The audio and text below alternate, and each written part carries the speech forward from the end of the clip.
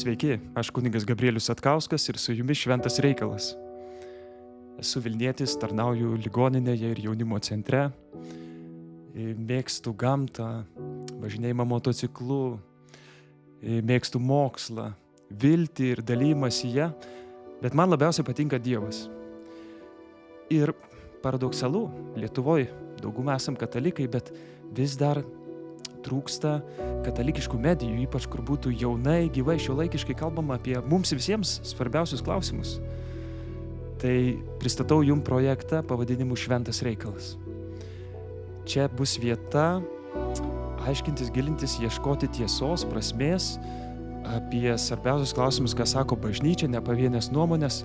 Nesieksim kažkaip primesti, bet palydėti, neįtikinti, bet išversti. Galbūt grius kažkokie stereotipai. Matau daug ieškančių žmonių. Matau net šiek tiek nevilties, tokio pasimetimo. Ir atsakymas į tai yra šventas reikalas. Niekas to specialiai neprašė, neremia. Tai yra įkvėpimas, troškimas kartu gilintis, ieškoti to, ko visų mūsų širdis labiausiai trokšta. Tad kviečiu sekti, jungtis, dalytis ir palaikyti ir užduoti klausimus, kas jums labiausiai rūpi. Iki kitų susitikimų.